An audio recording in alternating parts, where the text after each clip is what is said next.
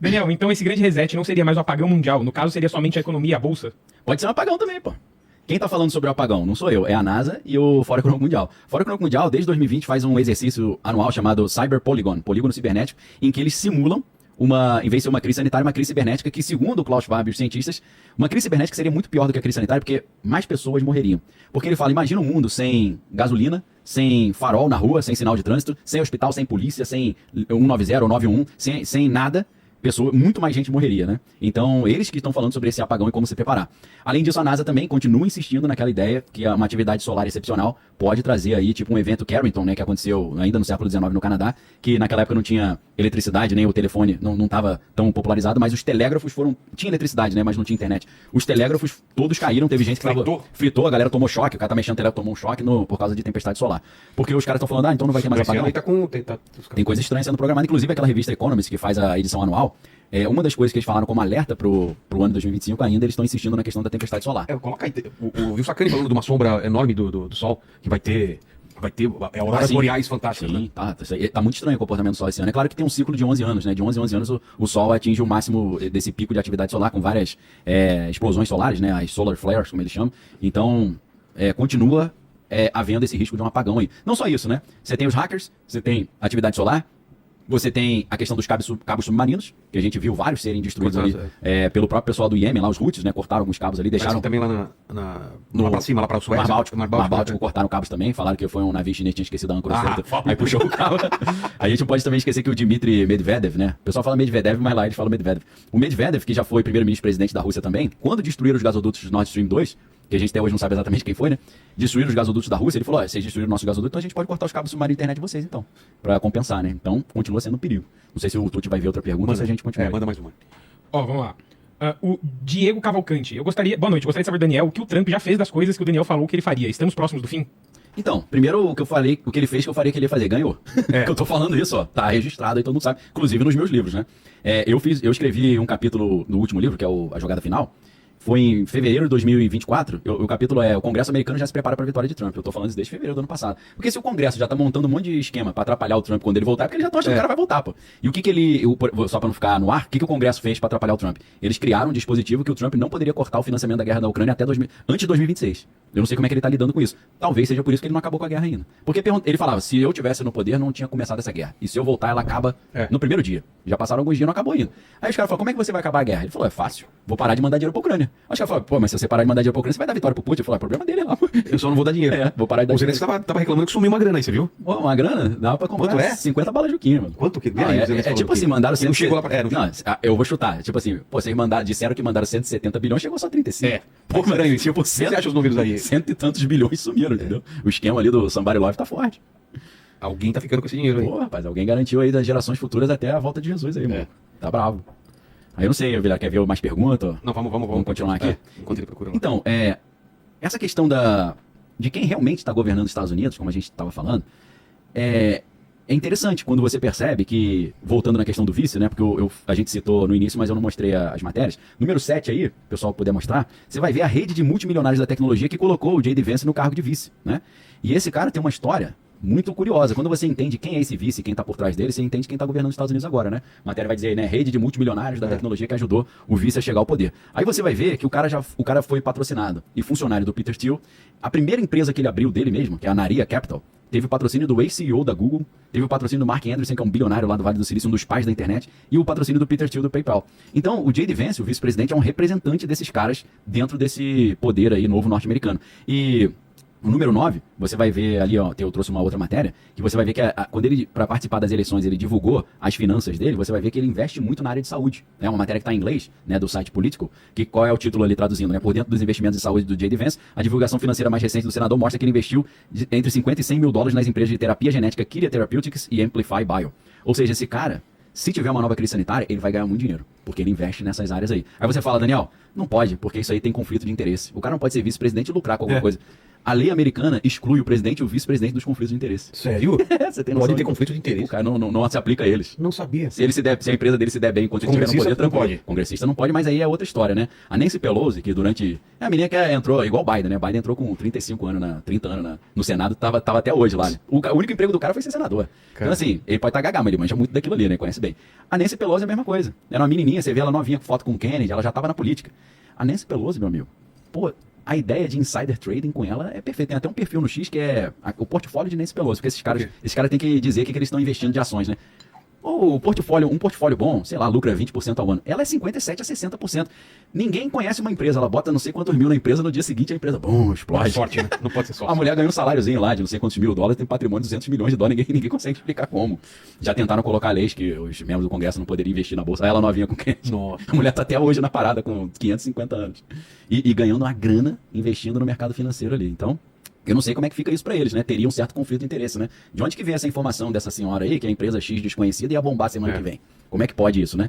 Então, assim, o J.D. Vance, o vice, ele teve uma carreira também no capital de risco, né? E ele investiu em várias startups. E quem banca o cara são os caras mais poderosos do Vale do Silício. Aí como é que pode o Donald Trump, e eu prefiro o Trump ao Biden, obviamente, pra mim, eu acho que um cara, Partido Democrata, pra mim, eu nem levo em consideração. Mas, no caso do Biden e da Kamala Harris, um presidente não pode ser gagá e a vice tem que saber falar, né? Ele não tinha nenhuma das duas coisas. O próprio Partido Democrata pegou o Biden e jogou embaixo do ônibus, né? Jogou pra espiranha lá e falou, amigo, vai pro... E teve que vai jogar a Câmara, né? Vai jogar dominó aí que tá bravo. E a Kamala Harris também não deu certo, né? Difícil. Então, por que eu tô citando esse detalhe? Porque hoje a gente tá vendo o pessoal que é da biotecnologia muito alegre. Então, o que significa isso? Será que vem uma nova pandemia? Pelo menos quando a gente olha os investimentos de 590 milhões, meio bilhão, já em vacina para uma gripe aviária, aí você vê o potencial pandêmico ainda é baixo, mas está crescendo. Gripe aviária já está tendo mutações de passar de humano para humano, está virando transmissível por gotículas, né, pelo ar. Algo que na época da pandemia demorou muito para a ciência reconhecer. Os caras falavam, não passa de pessoa para pessoa, não passa pelo ar. E aí os caras, eu acho que passa. E quando viu, já tinha passado para a galera, né? Então, o negócio tá estranho nesse sentido da saúde, e essa galera toda investe nessas empresas de saúde. Às vezes, é mais interessante você acompanhar o que esses peixões estão, onde eles estão botando dinheiro, que tu sabe o que tá vindo, porque os caras sempre se dão bem. Não vão perder dinheiro. A próxima parte, que a gente não citou ainda, que é uma parte interessantíssima, é a questão do aquecimento global. Como é que isso está? E será que o relógio do juízo final, o relógio do apocalipse, levou isso em consideração? Mas não sei se a gente tá falando durante o papo, antes de começar o papo, que tem não só uma coisa de aquecimento global, mas de uma provável nova era glacial, que é uma doideira. É o inverso. É o inverso, é. Eu vou entrar nesse assunto agora, eu acho que a galera vai achar interessante, porque eu vou dizer de onde que tá vindo essa informação. Por que vamos pensar primeiro o que o relógio do juízo final, ou o boletim dos cientistas atômicos, o que eles estão dizendo? Eles estão dizendo, a matéria 16, se a galera puder botar, por gentileza, eles estão dizendo que 2023 e 2024 foram os anos mais quentes já registrados. Tá? Aí eu coloquei a matéria aí pra galera pra fundamentar, né? Lá, 2024 foi o ano mais quente da história, com temperatura acima do limite de 1,5 graus Celsius, né? Então isso é o que eles estão dizendo. Nós aumentamos um segundo de 90 para 89 porque a gente também acha que o aquecimento global vai trazer problema. Só que aí tem um contraponto nessa história, que é o chamado o evento, que a gente sempre comenta. Que evento é esse que eles estão falando que está motivando a galera a construir bunker no mundo inteiro? Então, aí é o que o Elon Musk chama de uma grande toca de coelho, né? Um rabbit hole. Por quê? Porque o Elon Musk ele começou a dar umas entrevistas dizendo que nós estávamos entrando não numa aquecimento global, mas numa era glacial. Os caras falam, esse maluco aí, esse cara não tá bem das ideias, não. Mas antes de falar do Musk, vou falar do próprio Trump. Porque o Trump em 2020, e aí a matéria 17 e 18, que as duas falam mais ou menos a mesma coisa, o Donald Trump estava numa coletiva ali com alguns cientistas, e os caras falaram, presidente, a gente quer muito a sua ajuda para combater o aquecimento global. Ele quer aquecimento global, rapaz, o mundo vai esfriar. Aí os caras falaram que esfriar, rapaz. Aí o cara falou, gostaria que a ciência apoiasse essa tua opinião. Ele falou, ciência não sabe nada, não. Mandou essa. Então tá ali, ó. Nessa matéria da BBC, ele fala, vai começar a esfriar. Né? O negócio não vai esquentar, vai esfriar. Isso é a matéria 17, se não tô enganado. A 18, aí conta ele falando, ciência não sabe de nada, não. É meio triste, mas é engraçado, porque tem um fundamento, né? Então, ele falou ali, né? Isso era uma conversa sobre os incêndios que estavam acontecendo na Califórnia, parecido com o que tá acontecendo agora. E ele falando assim, eu não acho que a ciência sabe sobre o clima, não entende muito sobre clima, não. Então, por que o presidente Donald Trump tá falando isso, o Elon Musk tá falando isso? Qual seria a explicação para esfriar ao invés de esquentar? Na verdade, uma coisa é... Que geleiras estão derretendo. Então, uma coisa é causa da outra. Por quê? Aquecimento global, as geleiras derretem. Aumenta o nível do mar. Então, mas aí tem mais coisa. A geleira derretendo é água mais fria no oceano e água mais doce no oceano. Essas duas coisas destroem as correntes do Oceano Atlântico, que é a chamada AMOC, que é a circulação meridional do Atlântico. O fato de entrar muita água mais fria e doce dentro do Oceano Atlântico pode gerar o colapso dessa circulação meridional do Atlântico. E isso pode ocorrer nas próximas décadas ou nos próximos anos, ou segundo a Nature, em 2025. Falei, pô, peraí, meu irmão. Tava falando que demorava, conversando com os amigos aí, com o Sacani, com a galera. Não, isso é coisa de 1000 anos. Falei, pô, a Nature tá falando que pode. Mas também é uma estimativa maluca. Eu vou colocar já o link da matéria da Nature. A Nature coloca vários especialistas na matéria e uns falam assim. É tipo a conclusão da matéria. Concluímos que pode acontecer em 2025 ou 2110. Pô, assim é fácil, Caraca, né? moleque grande pra caramba. Assim é fácil. Pô, aí você não vai errar de jeito nenhum, né? Você tem 100 anos aí, 80 anos. Então, assim, esse estudo da Nature diz que esse derretimento das geleiras, trazendo essa água mais gelada e mais doce para o oceano, pode causar um caos climático na Europa, esfriar a Europa e o norte dos Estados Unidos, todo o hemisfério norte está congelado. Tipo aqueles filmes que a gente vê, né? Como é que eu só lembro do filme 2012. Qual é aquele com o Jake Gyllenhaal lá, que o mundo esfria pra caramba? Esqueci o nome do filme lá. É o Dia Depois de Amanhã? Acho que não, né? Tem o Dia Depois de Amanhã, mas não é com ele não. O que é com Depois da Galera Poder, acho que é com o Jake Gyllenhaal, né? Que esfria pra caramba, eles ficam na biblioteca de Nova York lá, se esquentando, queimando o livro pra se esquentar. A minha filha ama esse filme, eu sempre esqueço o nome do filme. Não, esse é o Dia Depois de Amanhã. É o Dia Depois de Amanhã, esse? Mas é com outro ator. Não é com o Jake Gyllenhaal, não? Porque Dá uma tem olhada, que é com sabe ele. esse? E esqueci o nome do outro ator também, é muita coisa pra lembrar, né? O Expresso da Manhã, os caras estão falando. O Expresso da Manhã é do trem lá, né? Expresso da Manhã é outro assunto que eu vou tratar já que eles tentaram evitar o aquecimento global escurecendo a atmosfera. Que tem a ver com o Highlander 2 também, ou com o Matrix também. Verdade. Então, quais seriam as consequências dessa destruição das correntes Um dia marítimas? depois da taxação. Pô, esse aí também é apocalíptico também. Ó, consequência dessa água doce mais fria entrando. Europa pode voltar à era do gelo. Nossa. Isso é a matéria da Nature. Cidades como Boston e Nova York serem engolidas pelo mar. Costa leste dos Estados Unidos sofrer tempestades e furacões mais devastadores. Aqui tá lembrando até o Interestelar. Interestelar é assim, né? Não dá mais pra morar na Terra, temos que procurar um lugar melhor pra morar. Ou então Elysium, né? Elysium é assim também, que é com Matt Damon. A galera assiste e conversa aqui várias dicas de filme, né? Essa curadoria é maravilhosa, porque a coisa mais chata é tu entrar lá pra ver alguma coisa e não achar nada. Pô, então assistam aí na Disney Plus, estreou Paradise. Acabei de falar antes de começar aqui. O Daniel não viu ainda. Vai nessa linha, né? O presidente morre logo no comecinho do episódio e você descobre que tem um plano sinistro aí. Tem um plano sinistro rolando aí de repente isolar 25 mil pessoas serem escolhidas pra recomeçar a civilização. Recomeçar a humanidade. Tipo a Arca de Noé, né? Exatamente. Outra coisa que tem tudo a ver com o que está sendo falado. A produção agrícola global poderia ser afetada pesadamente. Queda da produtividade, principalmente da soja, do milho e do café.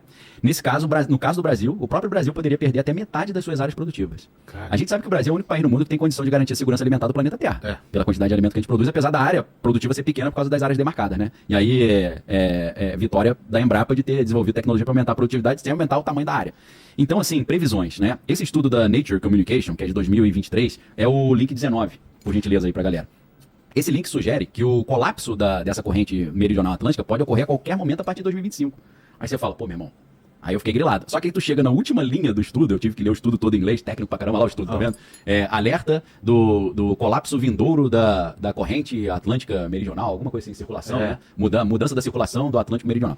Eles vão falar que pode começar em 2025 ou pode só acontecer aí na última linha, em 2110. Você fala, pô, meu irmão, você quase gera um infarto na gente e depois dá uma tranquilizada, né? Pô, brincadeira. Então o estudo é esse aí. Os caras falam assim, pô, Daniel tem uma criatividade, né? Eles não tem, meu irmão. Eu só pesquiso e dou nome aos bois aí, né? A gente bota as referências todas pra fugir dessa ideia de conspiração.